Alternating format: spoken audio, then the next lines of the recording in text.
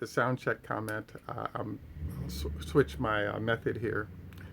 Um, Today's talk starts off with the fact that one of the things that I've been doing is a process where I have a couple of Model 3 owners who've gotten the new vehicle, and they've I've sort of been collecting information on small and large issues that they may have been having, so we can kind of use that as a guide to sort of where we're at with Tesla.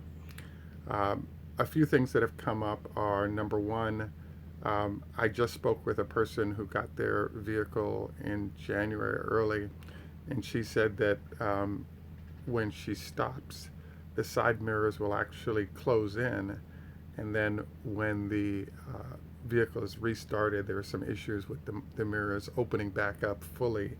Not a big deal. She just, uses the switch to re-engage this. The second portion of this, that I kind of mentioned to her that she didn't know is I believe it's the first 60 days the cameras have to calibrate when it comes to autopilot, etc. So you're told not to use those heavily. Another item that I was surprised by that a lot of people didn't know that are current owners is that both with the Model S, X, and the 3, all of them are using aluminum skins or aluminum exterior for the car.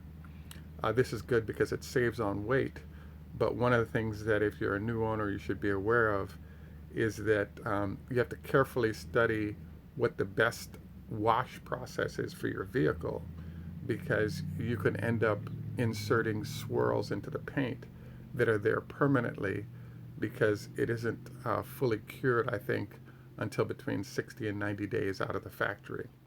So you guys may want to read up on this, and I think it's something minor, but it can add up. The third thing that I've been going back and forth with my Model 3 owners on is a whole issue of putting a donut in the car or a full-size spare if you're going on long trips. Most people hadn't thought about it, but I kind of mentioned this in an earlier show that I met a young lady who had an incident where she didn't have run flat tires and ended up in a remote area with a flat tire, and after walking for 2 or 3 hours to get help, without getting tow services in that region, even though there's less range and more noise with run flats, she will only use run flats from now on because they give the ability relative to safety, etc., for a single person, single female, particularly in areas where services may not be rapidly available. So it might be something for you guys to think about. The other discussion of using a spare introduces the issue that any weight in the car starts to affect the range of the vehicle. So the fact that you have a spare and that you insert it in the car hurts your range slightly, but it allows you to eliminate any headaches when it comes to finding the tire size you need or getting repair done. Possibly you could just switch tires yourself and it wouldn't be a big deal. And Tesla does offer a tire repair kit that you might want to think about as well. The next thing I wanted so in general, the owners that I've had a chance to survey have said that the car is terrific. They're really liking it. The only question that's lurking out there is, will there be some kind of figure out how to get free power for Model 3 owners if you do a lot of referrals or something of that sort? I think it's a question mark that some people have, and the answer for now is no, but we'll see if that changes. The second space I'd like to jump into is what I call China dominating the EV space. Now, I don't know if you guys have seen the Tesla relationship with China of late, but China proposed and Tesla has accepted to build a new assembly plant in Shanghai, and the rules of that plant are sort of changing, are changing rapidly. As you know, China just capitulated to Donald Trump, and they're going to be allowing automakers from around the globe to own 100% of their facilities, and supposedly Tesla's opening of their facilities will be in line with this. So there's a higher likelihood that uh, Tesla's EVs start being built in China. Further, there was this week in the news, a mention from a 1-year-old EV manufacturer in China that they welcome the competition that Tesla presents, and they're looking forward to entering the U.S. market. And I was fascinated because being in the business and producing vehicles for 1 year um, is the plight of probably 30 different companies in China going after the transition the government wants to make to electric. And so there are a lot of Chinese entities that are known for rapid to market execution, but the quality of that execution has often been found to be lacking. So I bring this up because one of the question marks that I'm always fascinated by is, why did 400,000 people sign up to be in line for the Tesla? And why have most of those people chosen to stay in line? And the answer is sort of highlighted, I think, by the experience that people have had with the Nissan Leaf. I've spoken with 2 or 3 Leaf owners, and they pointed out that as soon as they hit their 3-year warranty, they went from 60 miles of battery life. It had degraded from 100 to about 60 over a 4-year period to like 40 miles of range. So I kind of bring this up because basically what's happening is that anyone can enter the business, anyone can put a pretty vehicle out there that looks great, but there's a difference between having a vehicle on the streets and making claims and having that vehicle last over time and do a good job. So in the next year, I expect there'll be an onslaught of large numbers of vehicles coming from everyone needing to enter the space because around the globe, diesels are being banned, etc. And this is affecting the overall number of players in the field. But it says nothing about where we are in the quality of execution from those vehicles. So this is a long-winded statement to state that, hey, I'm getting requests from you guys. What do I think about this new manufacturer with 200 miles of range? And they're going to do some great things, and particularly if they're from China, um, I believe they're going to be the world's best company. And I'll agree with what the press is saying, but let's see their vehicles on the road in customer hands for extended periods of time to prove the claims that are in the marketing, because I think you may find that the reality is way different than the statement about what they were going to be able to accomplish. And this is especially the case with China. Their firms are notorious for excellent claims, excellent initial experience, but quality disasters. So we'll see how this plays out. And then the other problem is for companies that are 1 year old, they have no data on their vehicles being on the road in any customer hands to determine sort of what the future is going to look like. The third area that I wanted to focus on today is kind of looking at the VW, GM, Mercedes process and where we're at currently and sort of where this takes us as we're moving forward.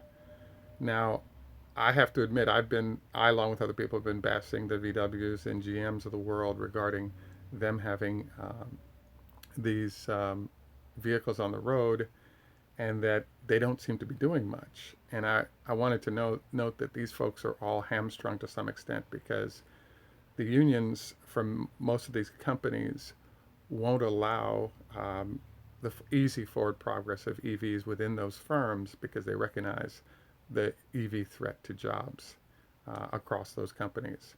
So as a result, GM's activities when it comes to electric cars in China seem to be greater than what they're doing in the United States. And in the case of Germany, what Daimler-Benz is doing in Alabama relative to building EVs and batteries, et cetera, seems to be greater than what's going on in Germany in terms of the number of dollars being expended. Um, uh, and so the next issue so bottom line is that where we are with domestic manufacturers / manufacturers everywhere except for Tesla is if you don't own your own batteries, you're relying on one of the Korean manufacturers. You're losing money on all those vehicles, and it's a good thing that all of these guys have large dollars that they can work with to take losses on the initial. I think the biggest sort of show how this works company is Daimler-Benz. They're charging $1,000 for what is a $200,000 vehicle in the Fuso e-Canter. They have 150 of them on the roads right now, and they're losing money on all of them. But the goal is to collect data and wait for the new batteries to help them sort of be able to provide an excellent solution at a great price. But in the meantime, they're losing tons of money on those vehicles on the road because they don't have their own batteries. So the final thing that I wanted to cover today is what I call the battery mystery. So what we're seeing, right, so there's some question marks that have sort of popped up regarding the battery. The thinking in the industry is that Tesla's kind of made a mistake by building the Gigafactory because it weds them to the cost of a factory that does batteries, when eventually around the world the battery manufacturers will become sort of dominant and make it a competitive disadvantage to have the battery in a production in-house. If you take a look at the performance of the Roadster, the trucks, and the Model 3, you'll notice that it seems that the battery packs are about the same size, but the nature of performance is completely different as well as the specs. So what this suggests to me is that Tesla is in an awesome position where, because they produce their own batteries and they're leading the field, they now have the possibility to actually deliver batteries that are unique to different circumstances as needed down their own production line. And so it's my belief that the truck battery, they've stated that they're simply using the same battery in the truck that they're using in the Model 3. I think this is possible. One of the question marks I have on this is that the Model 3 is being offered at 60,000 miles of guaranteed range, while the trucks are being warranted for 1,000,000 miles. So this suggests to me that the battery construct that's being done by Tesla between the two is different. Same if you look at the performance specs on the Roadster. The fact is that Tesla doesn't always tell everything that's going on, and I do believe that they're actually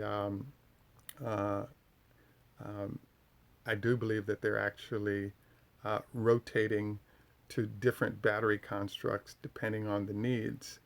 And what I'm fully expecting is that if you're a large entity, like for example, UPS, if UPS wants 5 to 10,000 trucks, I think they're large enough to tell Tesla that we want to modify the battery construct based on the parameters of how we're going to be using those vehicles.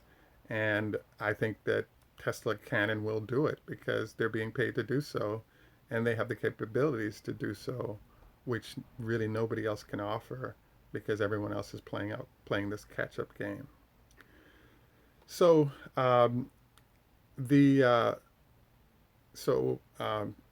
we're sort of heading towards the end here. I wanted to note that we're going to put a note on the bottom for access to our Patreon, so that you guys can you'll see it in the sub.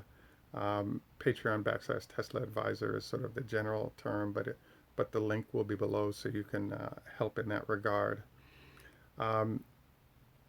The one other thing I wanted to note is that I'm tending to run into people that are experts in different areas, and I wanted to remind you that the value of your phone has become greater than the value of your laptop for people to sneak onto. So one way to avoid this issue is to make sure that you put a password on your phone whether or not you let it out of your hands, because if it's spoofed, that password is also part of what limits the ability of hackers to mess around on your phone. The second thing that was suggested is don't charge your phone and use heavy power things at the same time, because it heats up the board and you have the soldering will start to separate the board from the soldered on items on your board. The third thing that was recommended is consider putting Norton antivirus or something like that on the phone, because it'll help you address hackers coming after your data in that regard as well. And finally, your bank won't ask you for You can do all your stuff inside your bank app, and it won't ever send you emails or texts asking you to log into some random entity in order to do banking services. Um, our next iteration of our show will be on Sunday, as planned on Sunday morning.